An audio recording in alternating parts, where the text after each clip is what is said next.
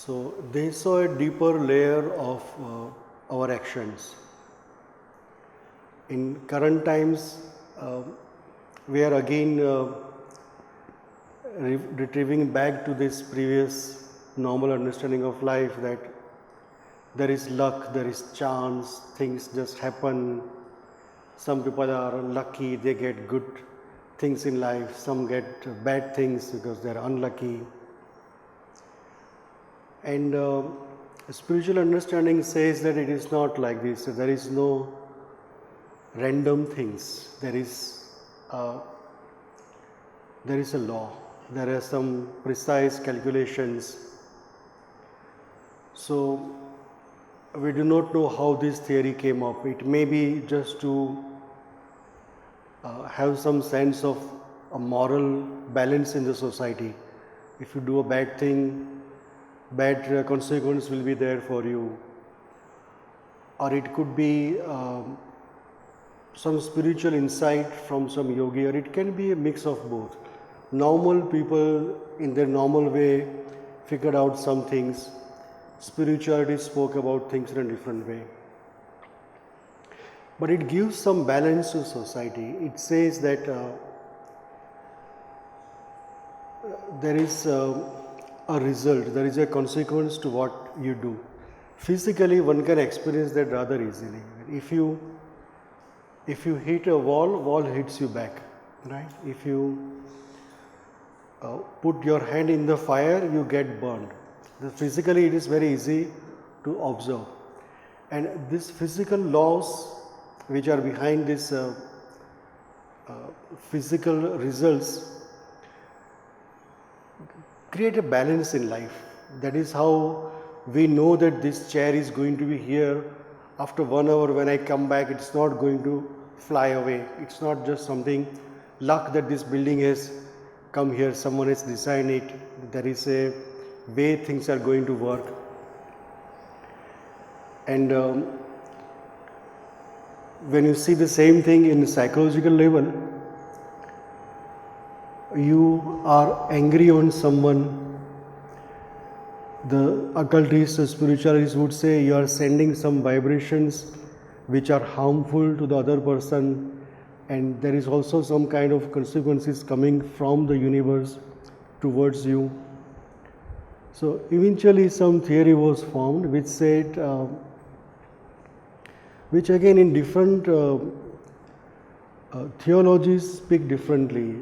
In religions or in philosophies where there is acceptance of inner truth, inner soul or God, they speak of theory of karma differently. Those who only think about energy, stream of life, those who speak about there is no inner truth, inner soul, there is no God, there is only energies moving, acting within itself, creating different movements, different features, qualities. It creates a personality. It's not really any inner self which is permanent. It creates a temporary personality. For instance, Buddhism. They speak of theory of karma differently. Jainism, very mathematically, very scientifically, though it's not always very tangible science they speak of, but they are very precise in their methods, in their description of what they think of theory of karma. So Hinduism speaks differently, and Sri Aurobindo of course gives from his own yogic experiences different insights. So Hinduism, the theory of karma mostly says that whatever you do, there is a consequence. Whatever energy you put out, that much energy is going to return to you, react to you, gives a response, create a consequence to you. And this balance is a just balance. You give 1 unit energy or 1 unit of result is going to come back to you. So it's not like if you do a wrong thing, you will have to pay with interest. You will have to pay as much wrong you have done and any good thing you do, so the good results will be there. And the aim of Hinduism, mostly in Vedantic philosophies, would be to come out of this entire cycle of karmas that bind you, because every action you do, and like Buddha said, Chetana is karma, consciousness is action. Even thoughts, feelings, any movement of consciousness, including physical actions, create their consequences. They create not only the external consequences, they create us into a different person. They create our will into a different dynamism. It creates a different actions coming out of us. So it molds us. Whatever you do, even silent sitting can be having some consequences in the life, in the world, in the universe, at least in the subtle worlds. So the theory says that any moment of consciousness creates a consequence. And again, that consequence compels you to make some other action. So you are almost never out from this chain of karma, from this doing, and the things returned to you makes you do something else. So the Hinduism aims to come out of this chain of karma and seek moksha, or liberation from this chain of karma into the transcendental. Hinduism itself is very wide, so it's not very fair to say it only seeks liberation. Some would say it seeks union in the God or the divine. Some other person would say it seeks detachment. But basically it seeks liberation from this. Jainism says that these consequences are carried forward. Well, all theory of karma, Hinduism, Buddhism, Jainism, even in Aurobindo, it does say that it carry forward life after life.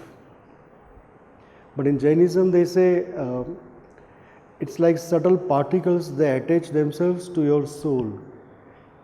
They carry this information of what actions you have done, what consequences you are deserving are waiting for you, and in a subtle way also what actions you are going to do next time, in the next coming lives. So it binds you, it keeps you here. Buddhism speaks about no inner soul, inner self. It speaks about a stream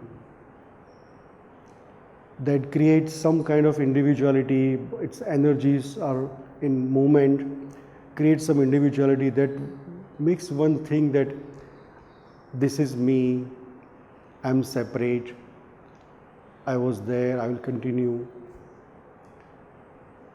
And when you seize the action movements of this consciousness, of this mind, which is always in a flux, always in action of some kind, inner or outer action, when you quieten the movement of mind,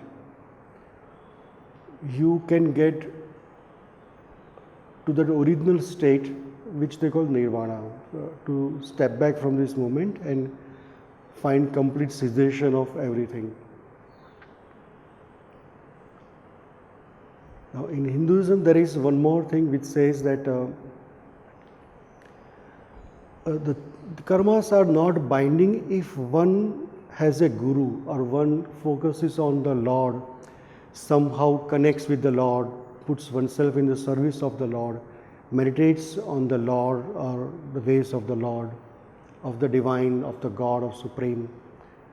If one loves the God, one can in one way or another unite with the God. So in the way of works, one can connect one's willpower with the divine will, become a channel, as in the life-oriented yogas like of Sri Aurobindo, of the divine will in life.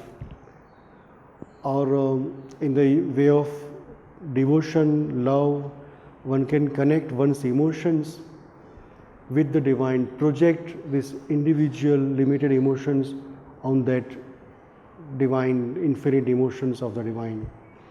That experience of the love one can gradually develop. Behind the love, the presence of the divine one can experience. And more one grows in this union, more your individual burdens are taken up and taken away by the divine. Yoga of knowledge does not always speak about divine as a being, as a person, but it seeks the truth within oneself by internal investigation, by introspection, seeks the truth of oneself. Who am I? What is life? What is going on? What is my creator? What is my relation with that? What is all around me? What is my relation with that? What is truth? Is what I experience in normal life a lasting happiness, lasting truth? How to get back to the lasting peace, permanent happiness? So by internal work, it finds a release from these moments of consciousness and comes to that pure existence. So Hinduism, by various concentrated systems, yoga we call them, seek a liberation from this chain of karma, from the consequences of karma, into that pureness of existence. In Buddhism, they don't call it existence, but here it is pure existence. So theory of karma says that every action has a consequence. And if you do not know that there is a consequence, then that is not an escape. If you do not know that fire burns, and if you put your finger in the fire, finger is going to get burned. Similarly, if you are intending good or not, if you do a wrong thing, you are creating a wrong consequence. If you are doing a right thing, right consequence will be there. But intention still counts a lot in all the philosophies. That even if the action is wrong, but the intention was good, then it counts much more. That creates a good karma, higher karma. In some philosophies, creating positive karmas are a way to dilute or nullify the negative karmas, negative consequences. So karma is a word used in very rich way. Karma is action, work, movement, but also it's a consequence. And in the yogic system, karma is also sometimes used just for karma yoga, the entire process of uniting with the divine through the willpower, opening one's individual will to the divine will. So karma creates a bondage. There are ways to come out of bondage, and different philosophies, because they have different aims, also speak of different ways to come out of karmas. Sri Aurobindo gives a study of this. He does not necessarily give a study of Jainism, Buddhism he speaks a lot. But he gives a completely different insights into things. So traditionally, it's a cruel law. It's a mechanical law. It does not say that a child is ignorant and it's put finger in the fire, it's getting burned, so it should not be punished. or you have been here for a long time and you have suffered a lot, so now you should get a chance to get out of this karma at least for 5 minutes. It doesn't work like this.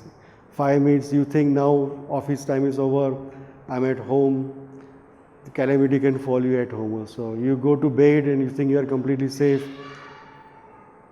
You think you are completely safe, but the lightning can fall even right in your home. So karma is mechanical law. It does not explain many things. It does not speak about individualities are different. It does not speak about why a particular consequence come to you at a particular time. For instance, if one creates a karma, so there are proper terms and proper definitions. Accumulated karmas, sanchit karmas, what are ripe are called prarabdha karmas. Usually something good happens, people would say you are good karmas. But why at this moment I am getting the consequence? Why not when I was really unhappy or when I really needed this particular help or achievement, I didn't get it then, why I am getting now? Or why we see in life good people suffering. We see them thoroughly good people from childhood to old age, and you still see them suffering. And bad people, they get away with things. It does not explain why karmas ripen, the results, the fruits of karma ripen at particular moments. They just say it will come back to you. It can come in this very moment. You do something, you hit a wall hits you back. Or it can come back to you in this very life. That you take a loan and you run away and they will get you and put you in prison or take the money out of you or something.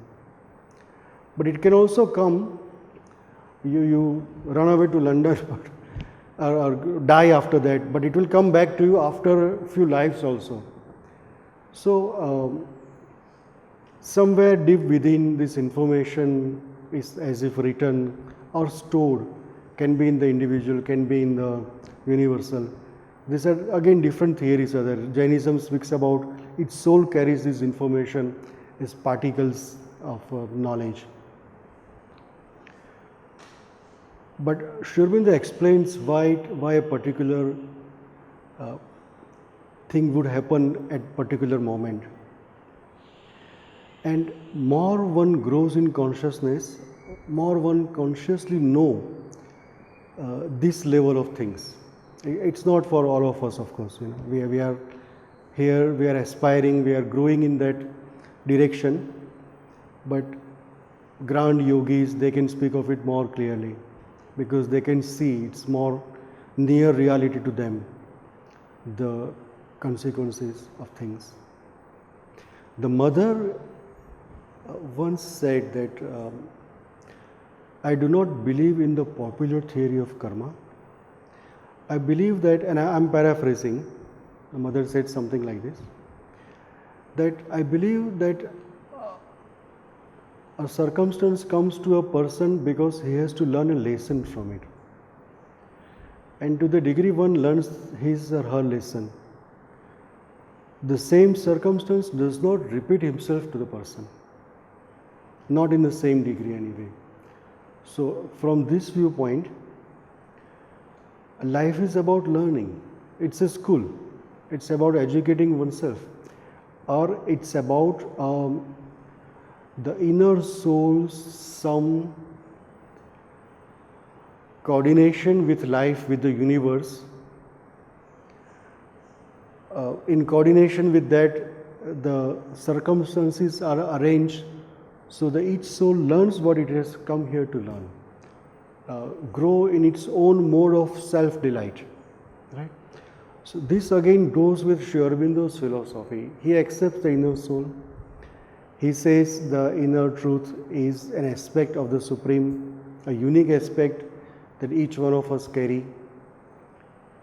And we are here to realize that and to express its powers, its harmonies in life, in our relations, in our works.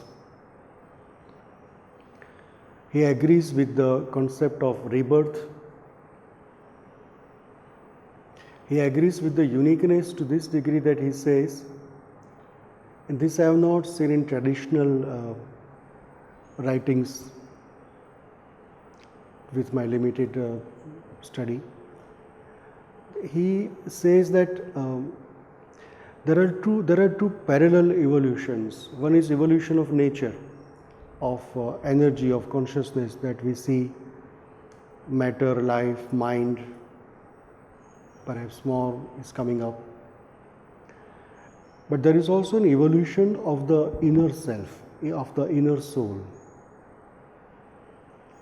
He speaks about one aspect, a unique aspect of the divine that supports individual nature's evolution, carries the gains of evolution to next life, life after life.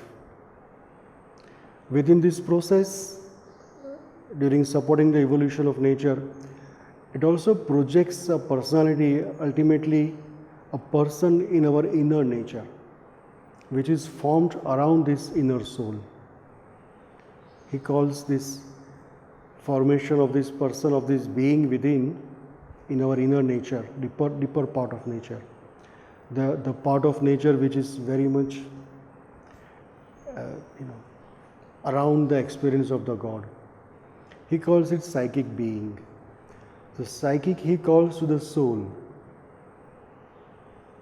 And this being which is formed around it, he calls psychic being. And this psychic being is an experience one can have in nature, in one's deeper smiles, in one's caring for each other, in one's sincerity to life, in one's joy for beautiful things, observing a nice sunset, art. So there are deeper emotions, there are deeper instincts, and psychic being expresses itself through this, experiences life through this, and grows in its own formation also through these deeper experiences. Of course, Sri Aurobindo and Mother very much emphasized finding of this psychic being, making it leader of one's yoga, integrating all nature around it, opening the nature to the higher spiritual nature, superior nature. He speaks about there is a truth within and one can connect with it, and one doesn't have to go in a cave or a monastery, in a forest, or even in a chamber and close one's eyes and step back from all nature's perturbance to come away from all the dualities of life and nature, to find that very detached, peaceful, witness, unmoving spot. He doesn't speak of that. He speaks of in life, in service, in dedication to the divine work, in contemplating Divine Mother's service, one can find it. It's practically, he says, psychic being is the soul. So one doesn't have to go in a withdrawal from life to find this. One can find it during active day-to-day life. This he also mentions in the ancient scriptures references of this, and this carries forward our experiences life after life. Being a unique aspect of the divine, it is here to grow in its own uniqueness, at the same time to contribute to the divine work in life, Or you can also put it this way, that to grow in the totality of the divinity, to contribute to that, to grow together. So the parallel evolution is this, that one is nature's evolution, one is the soul, gradually life after life, starting from animal life, in a mature form in the human life, forming this psychic being. And then the evolution here of these psychic beings, the individuality which is carried forward by the psychic being. If it wants to go from one species to the next species, it doesn't have to follow the same line of nature's evolution. Suppose in nature, a amphibian becomes a bird, a particular bird, and then it has a different kind of beak, and this and that, and gradually over a long time comes to the monkey or human being. He says that if the soul within has no need of all these experiences, it can choose to take a higher birth, next step of evolution of any species which it wants to grow into, in the experience that this species can give it to. Because each species give a particular type of experience, you know. You can, the mother once said that king in the next birth maybe want to become a beggar or a thief or a slave, because the experience of discipline, of obedience, a slave life can give, that life of a king cannot give. So whatever the experience soul wants to grow into, soul chooses and skips the grades of nature's evolution to find the particular experiences that it really wants to have in life. So that is the parallel evolution Sri Aurobindo speaks about. So for him, the soul is here to grow in its own self-delight, to contribute to the divine's work, to grow in the totality of the divinity, to contribute to that. So karmas are not for him a mechanical law. Now, this is accepted also in the traditions of Hinduism. In fact, all philosophies of Jainism and Buddhism as well speak about gradually coming out of the bondage of karmas. So imagine there is a physical destiny. If person is living on physical level, he has physical consequences, immediate consequences. But if person lives on psychological levels, deeper and deeper psychological levels, what India calls spirituality or deeper psychological levels, one lives in relation with God, one lives in a greater harmony with the spirit, one lives in a better relation with the spirit, in a greater oneness with the creation. In consciousness, it is known in Indian spirituality that there are different centers of consciousness, chakras, different way energy relates with the spirit, different way it experiences the original truth and harmony and oneness and power of the spirit. And one can raise the energy from lower chakras to higher chakras, make a more harmonious relation with the universe, and make a relation of oneness, opening the Sahasrar, one can come into experience of oneness with the creation. And in fact, since Vedic times, Buddhism also speaks of, Sri Aurobindo has described that in great details actually, the higher levels of consciousness, where one has more and more conscious contact of the divine, more and more oneness with the creation. He in fact speaks about a level of consciousness which is either one with Sachidananda or just next to it.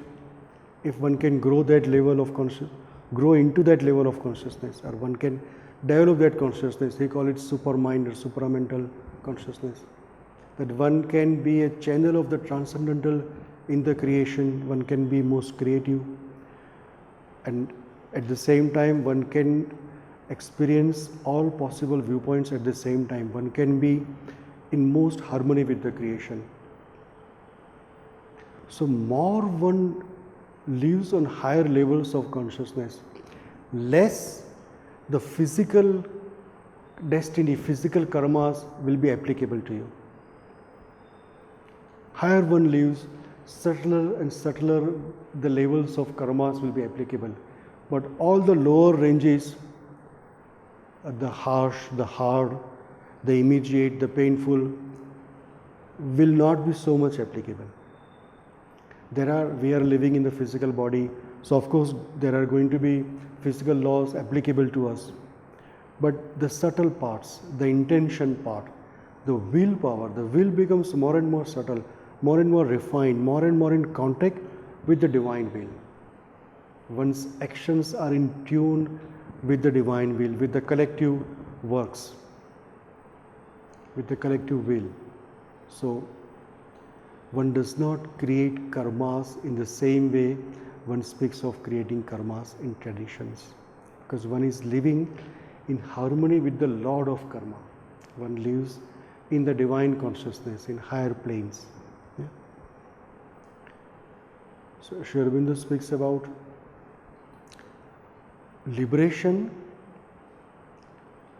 but also not a liberation which escapes from life, from the world, from even our day-to-day activities in relation with life, with each other, with the Mother Nature. He speaks about liberation which is serving the divine in life, which is focused on giving a higher contact to life, radiating the discoveries of the inner divinity in all around to all life, contributing to life with works, with one's relations with everyone and everything.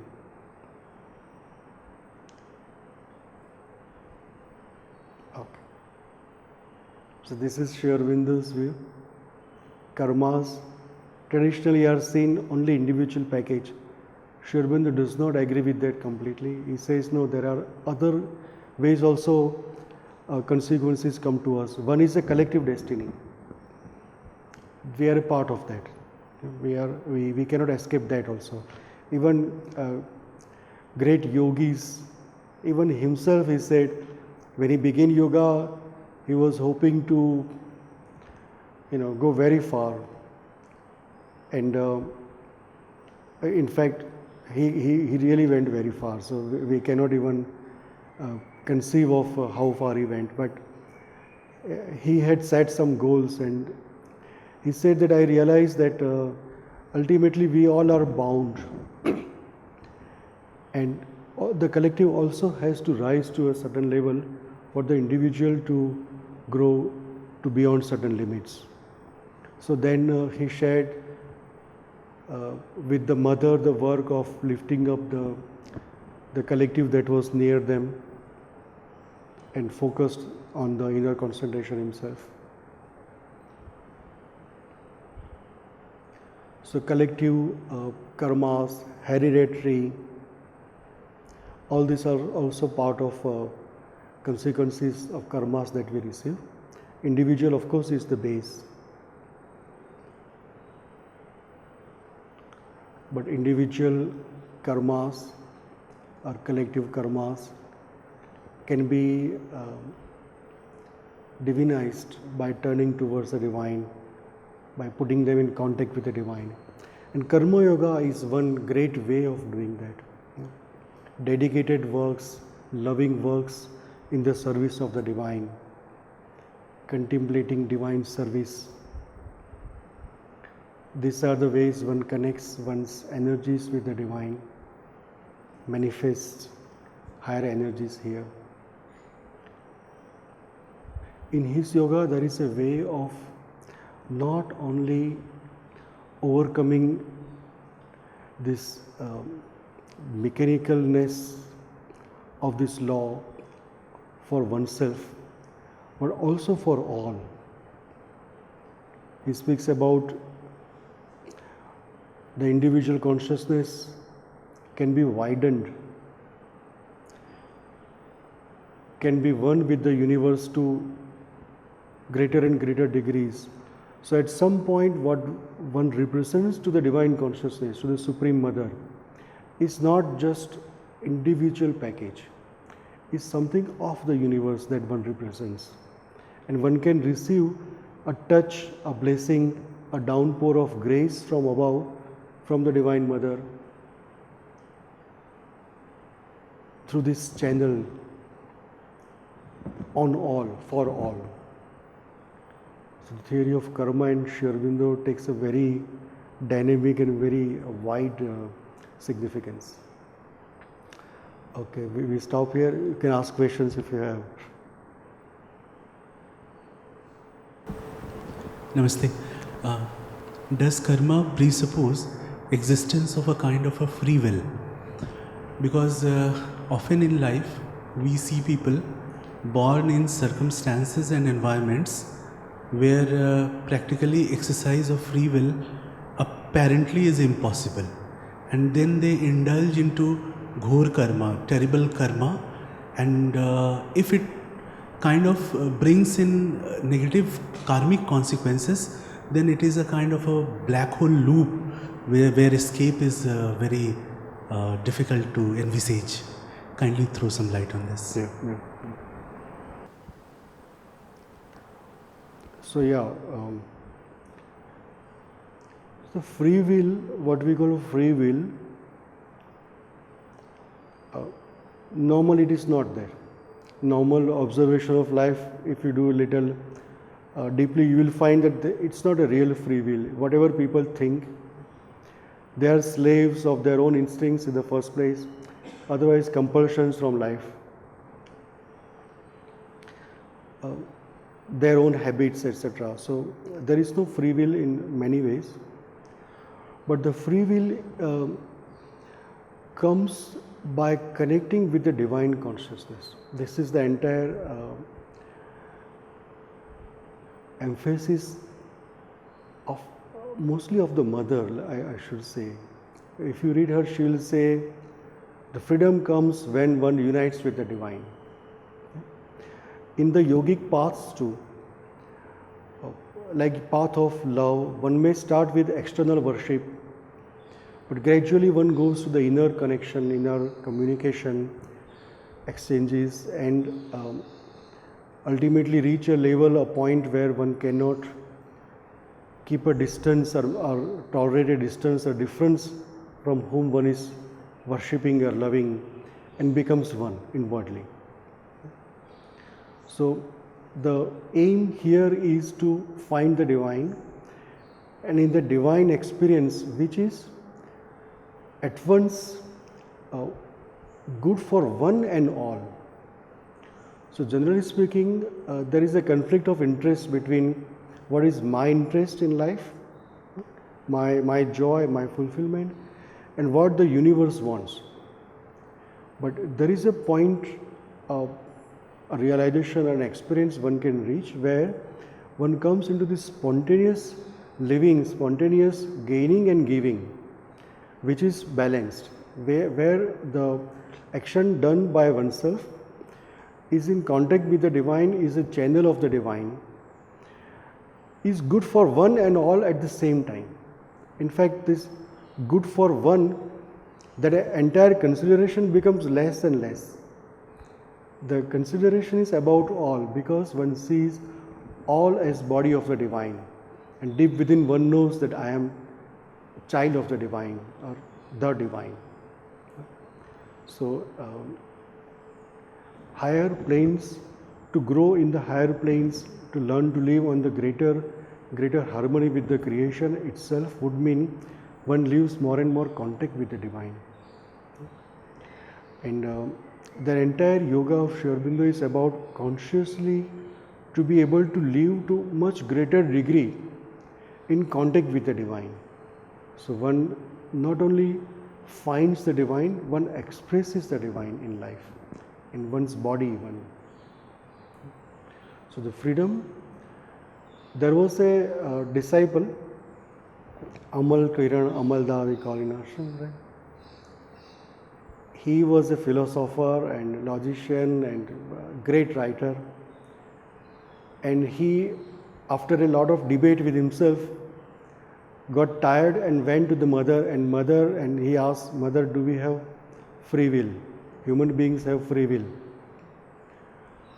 So mother started explaining. He said, no, just say yes or no. Mother said yes. He said something like, don't argue with me, don't explain to me. Just tell me yes or no. And mother said yes. He says, I took mother's yes home, and for years I just sat on it.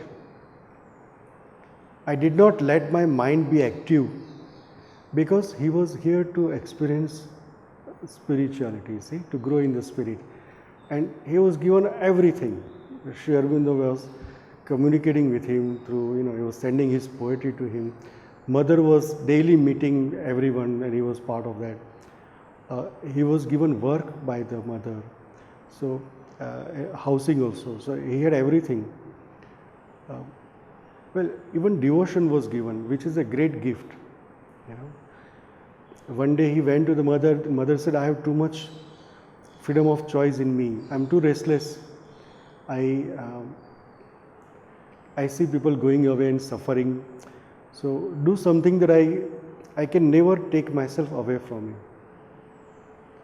So mother said, if you want me to hold you, if you want me to hold you near me, I will hold you so tight that all the world cannot take you away from me. So there is a discipline one accepts to come out of ultimately all disciplines to freedom.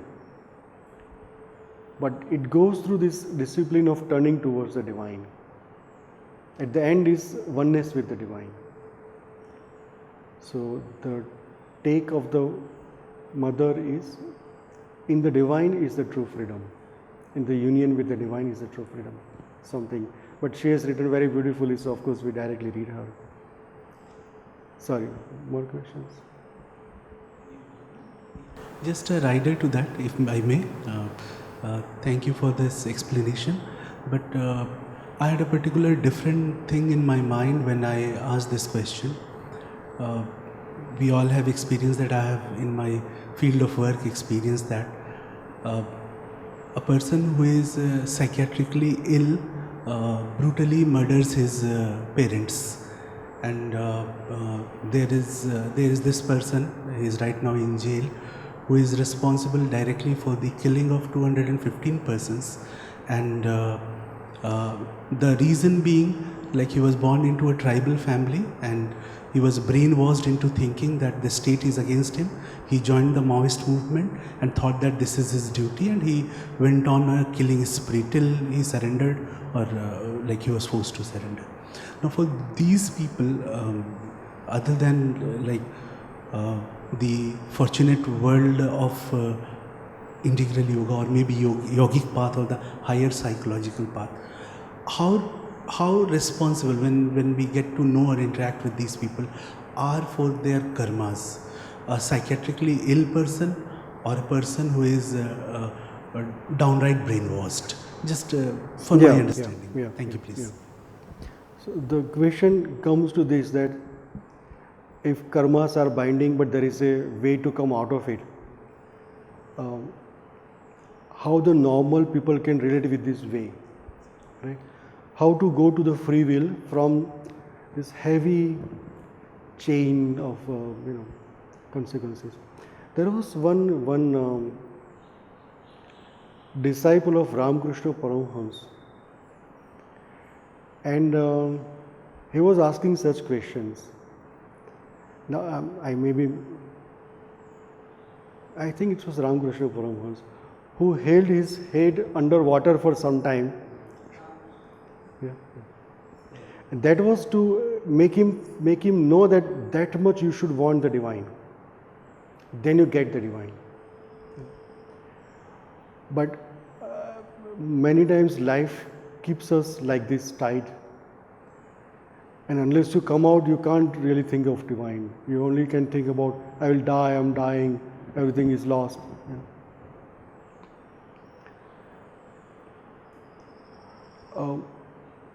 Through a long succession of lives, the psychic being is matured, even in human life. And so the mother said that the psychic being, when it is mature, it takes a human birth. But even there, it continues growing. Then you can reach a point where you are disappointed from life. Or something very beautiful, or a higher ideal, or some noble action, something appeals you, attracts you, charms you so strongly that normal life is no longer for you. Either you are very disappointed. In some way, the normal joys of life, they don't work for you. People, hey, party, we go here, they say, we have this, this is not giving me nothing, Or smile of Krishna, something charms you, and then you just have to go and sit in the temple and look at his face. Even the world disappears, you want to just, because that is so beautiful, because something of that higher or the deeper reality has connected with you, or you are able to appreciate it, because something has grown. A level of maturity comes when it starts sending intimations to the outer nature. It starts telling you, let him go, forgive him, it's okay, nothing big, nothing is going away, everything is there. Or anyway, that is not what we want. We want to turn towards this kind of life. We actually wanted to go to temple. If this party is not for us, maybe you didn't go, they insulted you, they stole your money because you wanted to go to that temple, that mosque, that church, but you didn't go. So it's just a lesson for you. It starts telling you of a higher law of living. It starts telling, you start becoming aware that there is a deeper reality, that there is something which is worth pursuing. When that is there, then one takes up this path. Surdas said, the North Indian Kavi, if you Adhikari bina adhikar kahyo jaye nahi, jaake piya nahi chit chor. So the one who doesn't have a certain level of maturity, he doesn't have a certain experience, who doesn't know what is the stiller of heart, chit chor. How to tell him about how Krishna troubles me? You see, he comes in my dreams and calls me, and my heart long. How you can tell to a person who is gross, he is involved in the normal movement, normal joys of life, sensuous, physical. So some inner maturity is required. Otherwise, if it's possible for oneself, one can help the person who is suffering, or one can provide some environment where one can refine in this inner maturity, in this inner experience of things gradually. Generally speaking, one can only create some environment. Present a book, take with oneself when you go to the ashram or temple, and person shows signs. Usually not by your insistence, it will be from him or her. So otherwise, it's a normal way of life where one goes through extremes till one comes to a normal, harmonious, going towards the divine. So that experience of the divine is a very fine experience, and even those who are finding themselves on the path, they have to work very hard to stay on the path, to continue walking on the path, to not swing in these extremes. So for people who have not had this touch, it's wrong to expose too much of this inner path because it confuses them, troubles them sometimes. But if you are really good-willed, something works, a window opens. If you are very genuine, what is given to you is, in the first place, grow yourself in spirituality, in the experience, in the oneness with the divine, with the creation, etc. Find your expression, learn to be harmonious in life, make sure that what you are expressing are our divine forces and things like this. Then try to help someone. You can do some general help, but that will be a conscious and real help. So this is one thing one can do for others. To first grow oneself, that takes years and years of a very, very strong discipline. And then to be able to give something is possible. And the other way is way of greater yogis, Mother and Aurobindo and very few perhaps in the world, where one grows in identification with the world. The mother's prayers are written as per Aurobindo. He said that in the identification, when her consciousness was identified with the earth consciousness during the First World War, she feels the pain, the agony of the earth. She communicates with the Supreme. She calls down supreme peace and harmony on the world, on the earth. So this is a greater way of helping. Prayers, very effective also. So the main work is done in consciousness. Something like this. Outer may be helpful, may not be helpful. If you turn inside, it's surely going to be helpful. Thank you.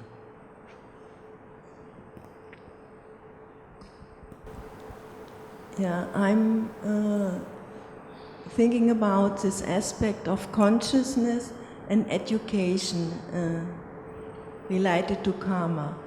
Because when you need a development in consciousness and education to help your potential of karma to a higher level. I mean, I think both sides are there. My conscious evolution and earlier evolution decides what kind of negative karma I have to solve, and another part is how I can develop further on. And in this also in these films about Olivier Barrault, that Sri Aurobindo also said that key is the education for India's independence and India's emancipation. So this is an aspect which also I think not only but many women meeting, because they got in all the cultures got not sufficient education. So the key of education to go out of this normal social reactive living. Yeah. Very, very nice, yeah. It has to be growth in consciousness. That was the question? You were... Yeah, that would be fair. That's my question, how you reflect on this one. I think it's a very important part. Yeah, and to look at karma not in this negative part also. It has also the same aspect what you said, that you are just in an environment where you could not grow in what the potential is in you. No?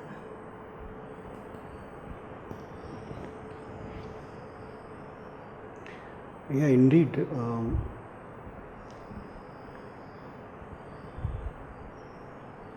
So the question is, in a way, how to bring this kind of education which helps one grow in consciousness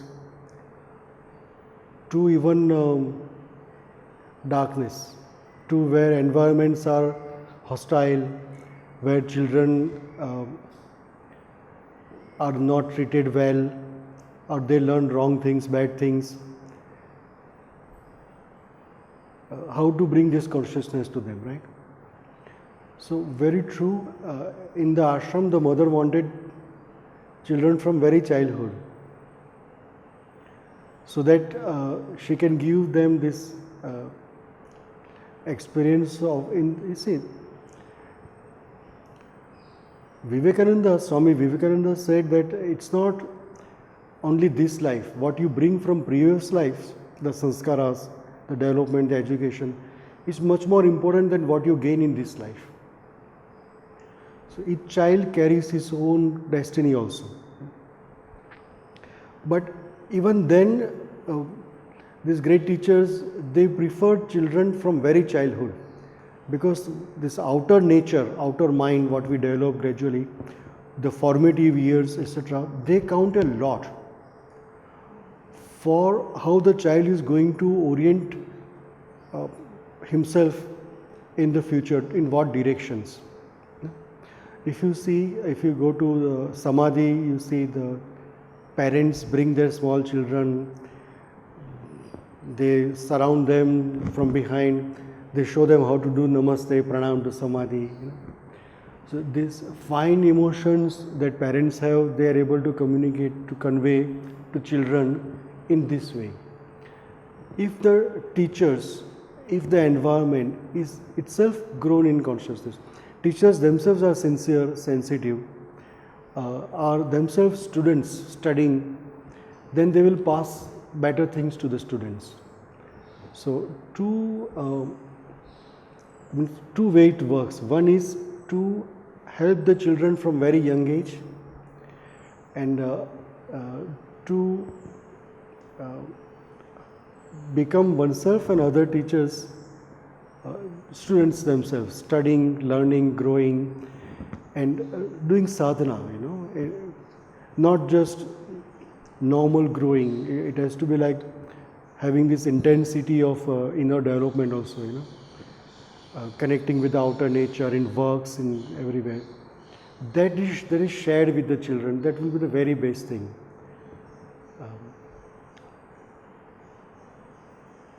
It's a very slow process where one can figure out things, one can do things.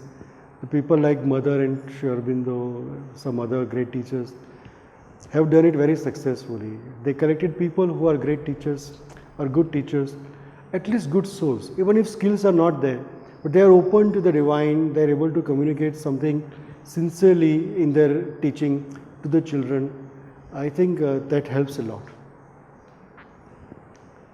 Something like this.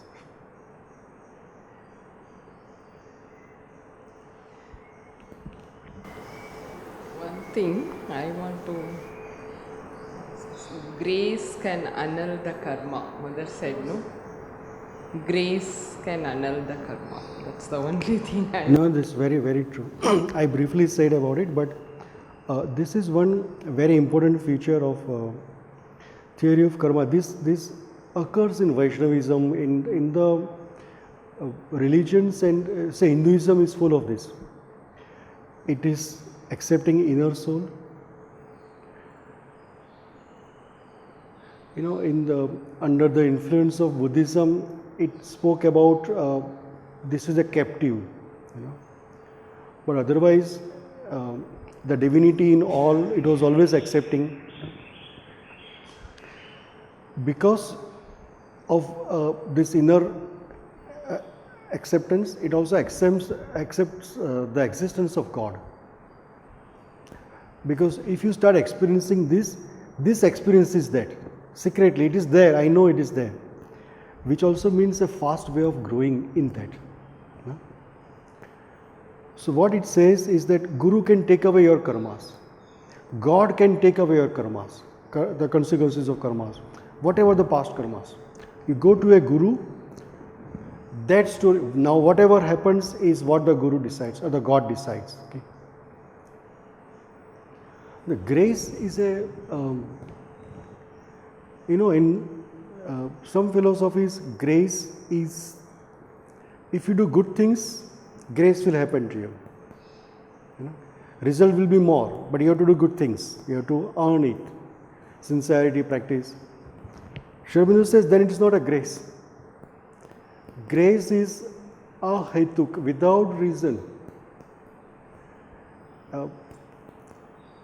Without no apparent reason, because there can be subtle things that we do not know. So grace, and there is a lot of emphasis in Mother's teaching also to invoke grace. Sri Aurobindo says that it is the grace which does the things after all, ultimately. But it is our practice, it is our sincerity which prepares us to receive the grace. So, grace is a factor which overcomes everything. And one doesn't have to be very sattvic and Puritan and pure and nice, saintly person to ask for grace. Wherever one is, one can invoke grace and is answered. That is what he says. Meaning that there is a way to come out of karmas on every level, but it doesn't mean that one keeps on creating negative karmas. There has to be, that level is there, that grace can come without any reason, without condition, but generally speaking, it is one's practice, it is one's moving towards that divine, that sincerity, that beauty, that harmony. One has to step towards that. Then it comes. So both things are there. Grace, hetuki, and a grace which one creates for oneself. One holds, one creates by himself, practicing nicety, beauty, harmony, something like this. Thank you so much. Thank you very much.